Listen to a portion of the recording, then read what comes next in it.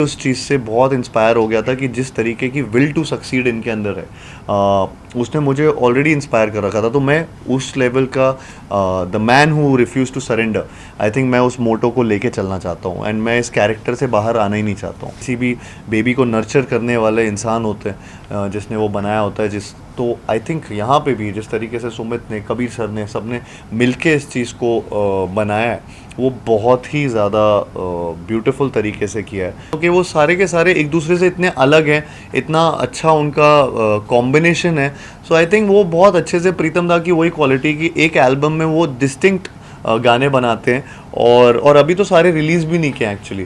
सो वो बहुत ही अलग अलग गाने हैं पूरी फिल्म में, और आपको वो दिखेगा बस 2 दिन बाद। आई थिंक स्पेशली जो एक जो ट्रेलर के एंड पे मैं हर उस चंदू के लिए लड़ना चाहता हूँ जो चैम्पियन बन सकता है, वो जो लाइन, जब वो पूरा एक वो काइंड ऑफ एक सीन है, उसमें ये हुआ था। रिकन्स्ट्रक्ट माई इमेज, बिकॉज मेरा इमेज एक्चुअली दिमाग में सबके शायद एक एक तरीके से बैठा हुआ है। सब मुझे जानते हैं, एक particular audience, set of audience मुझे एक तरीके से देखना भी पसंद करते हैं। This character Yes. has been taken a lot of mentally and physically. So after you finished the shooting, how difficult was it to come out of this character? I think मेरे साथ बहुत चीज़ें इस कैरेक्टर की गई हैं, और मुझे actually I don't want to come out of it, because I think it's a lot to do with the will to succeed, lot of discipline, lot of चाहे वो मेंटली जिस स्पेस में रहा हूँ या फिर फिजिकली जिस स्पेस में रहा हूँ, आई think it's all been very nurturing, very something which has given me so much positivity in life, and I feel ये मैं जाने भी नहीं देना चाहूँगा। आई think the life style that I was living for the last 2 years, वो life style आगे भी अपना के रखना चाहूँगा, और साथ ही साथ जो मेरा नेवर गिविंग अप एटीट्यूड, वो शायद पहले भी था, जिस तरीके से आज तक मैं जिया हूँ लाइफ को, लेकिन इस फिल्म ने मुझे और भी ज़्यादा उस चीज़ को वैलिडेशन की तरह दिया है, because I knew somewhere down the line, जब मैंने पहला नरेशन सुना था, तो मुझे इनकी कहानी जब पता लगी थी, तो मैं ऑलरेडी उस चीज़ से बहुत इंस्पायर हो गया था कि जिस तरीके की विल टू सक्सीड इनके अंदर है, उसने मुझे ऑलरेडी इंस्पायर कर रखा था। तो मैं उस लेवल का the man who refuse to surrender, I think मैं उस मोटो को लेके चलना चाहता हूँ, एंड मैं इस कैरेक्टर से बाहर आना ही नहीं चाहता हूँ। आप मुरलीकांत पेडकर जी से मिले जी। पर ये क्या कुछ सीखने मिला उनसे, क्या? तो मैं उनसे फ़िल्म के शूटिंग के दौरान मिला था, और मैं स्विमिंग के पोर्शन के टाइम मिला था, और बहुत इंस्पायरिंग था अगेन उनसे मिलना। उनका एक ब्लेज़र है वो जो पहनते हैं, जिसमें उनके सारे मेडल्स हैं, और वो मतलब वो डिफरेंट चीज़ों के लिए वो वॉर हीरो भी रह चुके हैं, वो उन्होंने डिफरेंट स्पोर्ट्स में भी हमारे लिए बहुत चीज़ें अचीव किए। तो वो देख के ही मैं बहुत ज़्यादा इंस्पायर्ड था। उनकी कहानी में एक्चुअली में इतनी सारी चीज़ें हैं कि वो एक फ़िल्म में लाना बड़ा मुश्किल भी था फॉर कबीर सर, एंड अगर वो सारी चीज़ें लाते तो मुझे भी वो सारी चीज़ें और भी सीखनी पड़ती। तो थैंकफुली अभी 3 या 4 स्पॉट हैं जो मुझे सीखने पड़े, बट उनसे मीटिंग करके मुझे वो देख के मैं बहुत इंस्पायर हुआ। प्लस उनने जब स्विमिंग देखी तो उन्होंने मुझे अगेन जिस तरीके से इंस्पायर करने के लिए कहा या कैसे, लेकिन उनको लगा कि मेरी स्विमिंग उनकी तरह थी, and I was so happy with just that one compliment that he gave me, and I felt कि 2 साल की पूरी मेहनत मेरी रंग लगी, क्योंकि जिनकी ऊपर ही आधारित है उनको ये ऐसा लगा। सर बात करो ऐसी मूवीज की जिसमें जो बायोपिक्स होती है, मेरी रियल लाइफ स्टोरी बेस्ड होती हैं, सो ऐसी मूवीज में राइटर्स का बहुत बड़ा इंपॉर्टेंट रोल होता है, क्योंकि they have to take care while writing. जी। सो बट कहीं ना कहीं इनको रिकॉग्निशन नहीं मिल पाती है, they don't get that recognition that they want and they need. So उस पे आपका क्या टेक है? देखिए, मेरी जितनी भी फिल्में मैं करता हूँ उसमें मैं हमेशा और जब से मेरे पास फिल्मों के ऑप्शंस आने चालू है, मेरा बेसिक इंटेंट यही रहता है कि फ़िल्म की राइटिंग करेक्ट रहे, और वो सबसे पहला पिलर होता है फ़िल्म के लिए, जिसके ऊपर सब कुछ बेस्ड होता है। एंड इसलिए मेरे लिए तो वो बहुत ही बड़ी इम्पॉर्टेंट चीज़ होती है, एक राइटर और उनका जो सुर है फ़िल्म का। अब उनका जो इनफैक्ट चाहे वो क्रेडिट हो, चाहे वो उनके बारे में बातें हो, मैं हमेशा कभी we don't shy away from that, and we want them to always get that. और ऐसे बोलने में भी थोड़ा अजीब लगता है ये चीज़, क्योंकि वो सबसे मेन एक किसी भी बेबी को नर्चर करने वाले इंसान होते हैं जिसने वो बनाया होता है। तो आई थिंक यहाँ पे भी जिस तरीके से सुमित ने, कबीर सर ने, सब ने मिलके इस चीज़ को बनाया है, वो बहुत ही ज़्यादा ब्यूटीफुल तरीके से किया है। And I think the credit should be given where it's due. Karthik, a lot of people associate you with a boy next door image. Do you think this film is that your effort to consciously break away from that image? अभी मतलब मैं इससे पहले Freddy भी कर चुका हूँ, धमाका भी किया है, और माई लास्ट रिलीज वो सत्य प्रेम की का था, एंड नाउ दिस। सो पता नहीं मैं कॉन्शियसली कर रहा हूँ या स्ट्रैटेजिक है, but I think my gut instinct जो मुझे आता है वो मैं उसको फॉलो कर रहा हूँ। शायद वो यही चाह रही है कि मैं अलग अलग करता रहूँ चीज़ें, लेकिन वो अपने आप हो रहा है। मेरे पास जो फिल्में आ रही हैं, मैं उनमें से बस जब सुनता हूँ तब डिसाइड करता हूँ, इररिस्पेक्टिव ऑफ द जॉनर, कि नहीं यार ये मेरे स्ट्रैटेजी में नहीं बैठ रहा है, ऐसा नहीं सोचता हूँ। मैं ऐसे सोचता हूँ कि ये अच्छी फिल्म है, या मैं थिएटर जाके ये फिल्म देखना चाहता हूँ कि नहीं, और मुझे मज़ा आएगा कि नहीं। तो आई थिंक वो डिसीजंस पे ज़्यादा बेस्ड है, और वो ऑटोमेटिकली जब वो होता है तो अपने आप एक स्टीरियोटाइप ब्रेक होता रहता है। So I think I am going with the flow. अब कल को 3 फिल्में बैक टू बैक अगर मुझे रोमांटिक भी मिले तो मैं वो भी करूँगा। मैं अच्छी स्क्रिप्ट नहीं जाने दूँगा। But still adding to this, क्या कोई एक चीज which made you to say yes for this to go? I think ये स्टोरी जिस तरीके की ये कहानी है, उसने मुझे पहले ही 1 लाइन में मैं मतलब बहुत इंस्पायर हो गया था, और मैं बहुत इंट्रीग हो गया था कि ये फिल्म एक तरीके से ये सैड रियलिटी है, जिसमें मैं शॉक तो था लेकिन मैं सैड भी हुआ था ये सोच के कि ऐसे कैसे हो सकता है कि ऐसी कहानी, इतनी बड़ी कहानी सेलिब्रेट नहीं हुई आज तक। तो वो चीज़ ने मुझे बहुत आई थिंक इंस्पायर किया, और मुझे 100% मतलब श्योरिटी दी कि ये फिल्म तो, इसकी कहानी तो सब तक पहुंचनी चाहिए। And I think that was one main reason जिसकी वजह से ये फिल्म में पहला मेरे दिमाग में यस आया।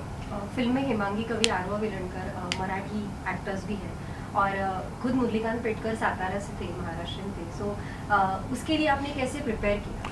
मेरा और उनके साथ काम करने का एक्सपीरियंस कैसा? आई थिंक मैं पूरी कास्ट का ही बोलूँगा, धन्यवाद बोलूँगा पूरी कास्ट को, कि जिस तरीके से, और उसमें भी जिस तरीके से कबीर सर ने हम सबको कास्ट किया इस फिल्म में, वो बहुत ही यूनिक था।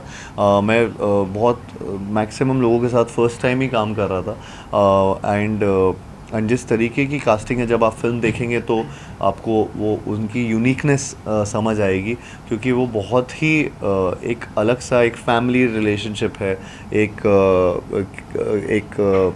कोच और स्टूडेंट का एक रिलेशनशिप है।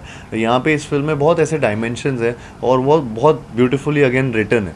सो आई फील कि ये मैं थैंकफुल हूँ पूरे कास्ट का, हमारी, जिन्होंने एक्चुअली, जिनके काम की वजह से शायद मेरा काम भी और अच्छा दिखता है।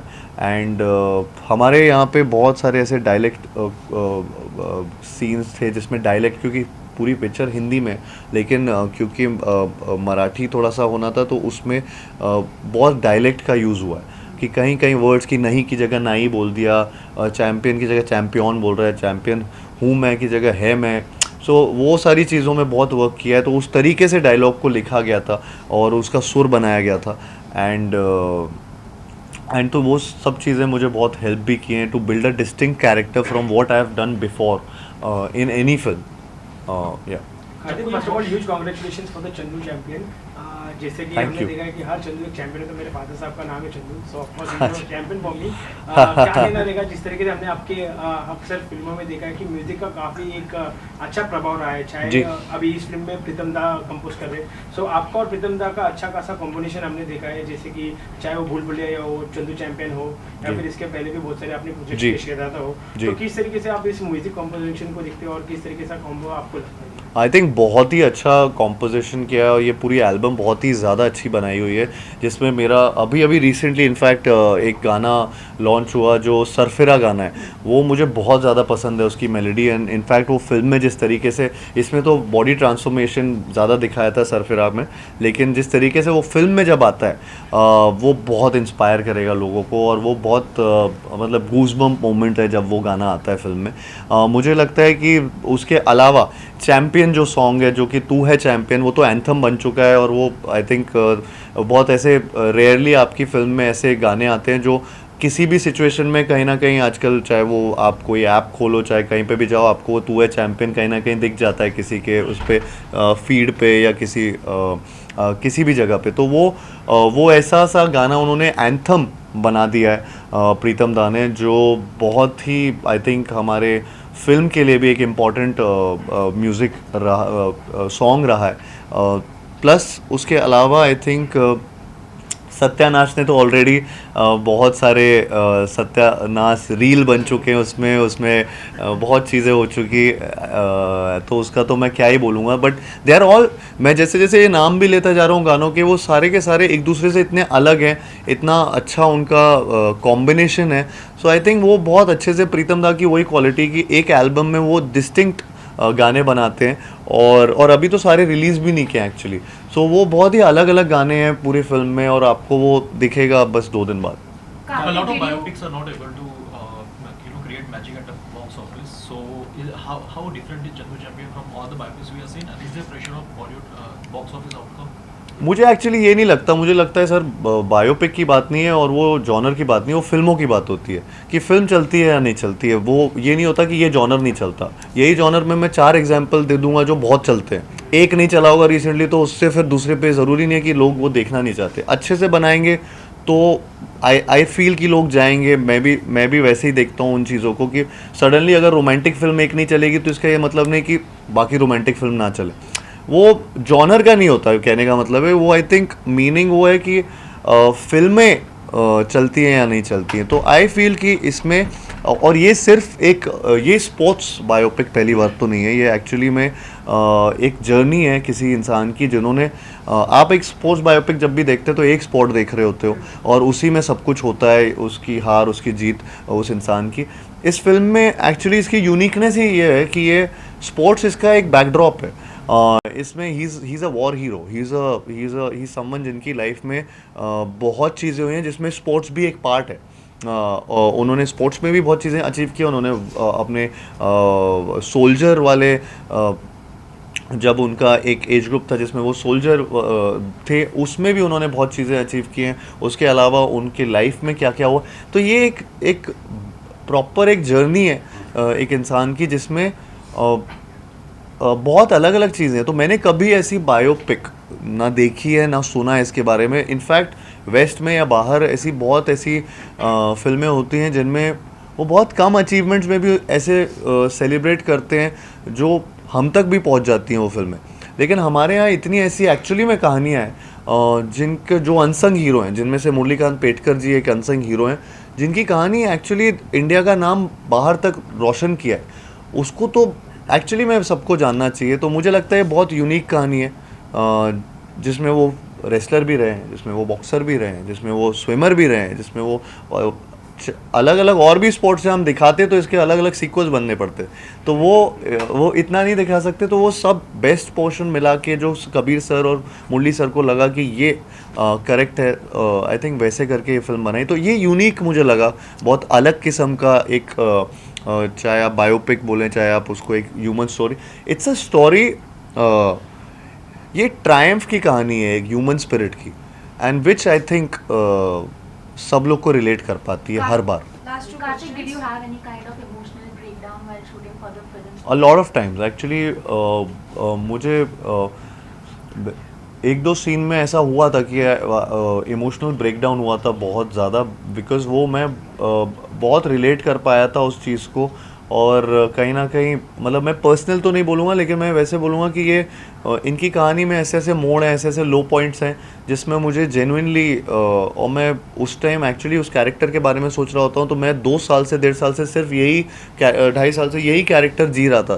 तो दिमाग में जब मेरे वो पर्टिकुलर सीक्वेंसेस जब मैं वो परफॉर्म कर रहा था, तो तब वो इमोशनल ब्रेकडाउन ऑटोमेटिकली हुआ था। एंड आई थिंक स्पेशली जो एक जो ट्रेलर के एंड पे मैं हर उस चंदू के लिए लड़ना चाहता हूँ जो चैम्पियन बन सकता है, वो जो लाइन जब वो पूरा एक वो काइंड ऑफ एक सीन है, उसमें ये हुआ था। एक बायोपिक करना उतना इजी नहीं होता, क्योंकि किसी पर्टिकुलर इंसान को एक बड़े पर्दे पे आप दर्शाते हो जी। तो ये भी आपके ऊपर प्रेशर रहता है कि वो रियल लगे ना लगे। तो उस चीज़ को लेकर आप अपने आप को कितना प्रिपेयर रखते हो एक बायोपिक में, और इमेजिनरी स्क्रिप्ट पे काम करना कितना इंटरेस्टिंग होता है और एक बायोपिक पे काम करना कितना इंटरेस्टिंग होता है? तो मेरे लिए फर्स्ट टाइम था कि मैं किसी रियल इंसान पे एक फ़िल्म कर रहा था। मुझे नहीं पता था कि ये इसका अप्रोच कैसे किया जाता था या क्या करते हैं लोग। और यहाँ पे मेरे पास एक चीज़ और डिफ़िकल्ट चीज़ थी कि कोई रेफरेंस पॉइंट नहीं था।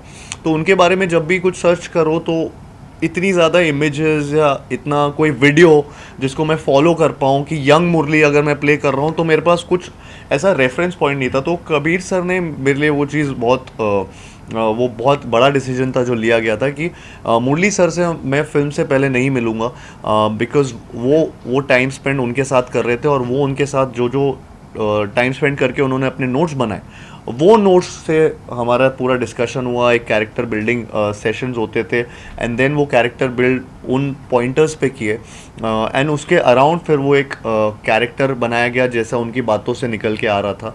और वो बहुत मुश्किल काम भी होता है, क्योंकि वो अभी जिस एज में है उससे वो बचपन की बातों से लेकर यंगर डेज़ की सारी बातें याद करते थे। आई थिंक कबीर सर उनका एक फॉर्मेट है जिस तरीके से वो बायोपिक्स करते हैं, तो वो उन्होंने बहुत ऐसे उनसे नोट्स किए, which took a lot of time also I think. And मेरा मेन डिफ़िकल्ट जो चीज़ थी वो थी कि to deconstruct my image, because मेरा इमेज एक्चुअली दिमाग में सबके शायद एक तरीके से बैठा हुआ है। सब मुझे जानते हैं, एक particular audience, set of audience मुझे एक तरीके से देखना भी पसंद करते हैं। तो वो डीकंस्ट्रक्ट करना, और मुझे यहाँ पे जो चंदू चैम्पियन में एक विदाउट रेफरेंस लोगों के दिमाग में डालना कि ये वो हैं, was a difficult task. And somewhere down the line अभी जितने रिएक्शंस आ रहे हैं, थैंकफुली वो ऐसा लग रहा है कि कुछ सही चल रहा है। सर, ऐसी movies जैसा कि आपने बताया कि बहुत सारी तैयारियां की आपने, कुछ ऐसा था जो तैयारी नहीं करनी पड़ी, आप बाय डिफॉल्ट आपको आती थी? और इसमें एक भी चीज़ ऐसी नहीं थी, इसमें एक भी ऐसी चीज़ नहीं थी। मैं अपने आप को बहुत सोचता था कि मैं स्पोर्ट्स खेलता हूँ, मैं ये सब करता हूँ, क्रिकेट फुटबॉल सब आता है, लेकिन मैं जब इधर आया तो मुझे पता चला मुझे स्विमिंग करनी है, मुझे बॉक्सिंग करनी है, मुझे रेसलिंग करनी है। वॉर सीक्वेंस भी उन्हें 8 मिनट का वो सिंगल शॉट करना था। तो हर चीज़ मेरे लिए नई थी। बॉडी बिल्डिंग ट्रांसफॉर्मेशन वो पूरी तरह से करना था। तो सब कुछ मिलू के वो हर चीज़ ऐसी थी। ऐसा नहीं था कि इसमें मेरे मोनोलॉग्स हैं, या ऐसा नहीं था इसमें मैं कॉमेडी कर रहा हूँ या मैं रोमांस कर रहा हूँ। ये सारी चीज़ें मेरे से इवेड कर दी गई थी और मुझे एकदम ही नए एरिना में डाल दिया गया था। तो मैं बहुत डिस्कम्फर्ट में था, आउट ऑफ कंफर्ट जॉनर कर रहा हूँ। एंड आई होप कि इसमें भी वो एक्सेप्टेंस मिले इसमें और लोगों को पसंद आए। Karthik, One standing Since you are the ovation torchbearer of the industry, when you sign a project or you're there in the process of the filmmaking, does the craft only bother you, or you think about the business part too? Torchbearer of the industry. No, I think it's a combination of both. I think producers को profit होना भी बहुत ज़रूरी है, and साथ ही साथ आपका एक जो पैशन है, जिस तरीके से आप फिल्म बना रहे हैं, वो क्रिएटिव सेटिस्फैक्शन भी आना चाहिए। तो ये दोनों चीज़ों का जब कॉम्बिनेशन होता है तो आई थिंक वो कंटेंट विद कमर्शियल सक्सेस, वो मैं उसकी तरफ ज़्यादा ध्यान देता हूँ। एंड आई फील कि मेरी पिछली कुछ चॉइसेस में या फिल्म्स में वो दिखता होगा आपको। एट लास्ट सर, जो चंदू चैंपियन के जो दर्शक वेट कर रहे हैं, उनको क्या मैसेज देना चाहोगे? मैं यही मैसेज करना चाहूँगा, कहना चाहूँगा कि जिस तरीके से जिस तरीके की ये कहानी है, ये बहुत लोगों को इंस्पायर करेगी और बहुत ही एंटरटेनिंग तरीके से इंस्पायर करेगी। मुझे लगता है कि आप जब ये थिएटर जाएंगे तो आप अपनी फैमिलीज़ के साथ जाइए और स्पेशली बच्चों को लेकर जाइए, बिकॉज उनके लिए कहानी जानना बहुत ज़रूरी है। तो मैं वही बोलना चाहूँगा। और हाँ, बोलिए। स्टैंडिंग ओवेशन मिला है स्क्रीनिंग पे, व्हाट यू वांट टू से? मैं बहुत इमोशनल मोमेंट था वो हम सब के लिए। ये जो स्क्रीनिंग की गई थी जिसमें मुरली सर ने पहली बार फिल्म देखी, और एंड उनके साथ आर्मी चीफ भी थे, एंड साथ ही साथ वाइस आर्मी चीफ भी थे। तो उनके लिए भी बहुत ही, सबके लिए, हमारे लिए इमोशनल मोमेंट था कि एक जो सोल्जर इंडियन आर्मी के रहे हैं, उनकी फिल्म, उन पे आधारित, उनके आर्मी चीफ, उनके वाइस आर्मी चीफ और सारे इतने सारे आर्मी पर्सनल सब देख रहे हैं वहाँ पे उनके साथ वो फिल्म। प्लस जिस तरीके से उनको स्टैंडिंग ओवेशन इस फिल्म को मिला, I think we were all teary eyed over there, because ये बहुत मेहनत से बनाई है फिल्म और दो ढाई साल की मेहनत है सबकी। आई होप कि जिस तरीके का रिएक्शन, इवन मुरली सर वो आउट ऑफ वर्ड्स थे जब वो फिल्म देख के वहाँ पे उठे थे और बात करने की कोशिश कर रहे थे। तो मैं बस बोल सकता हूँ कि वो इमोशनल मोमेंट था हम सब के लिए, and getting validation from them was a big thing. So that standing ovation means a lot, and I'm thankful to the entire army and the chief of army and vice chief of army. Thank you.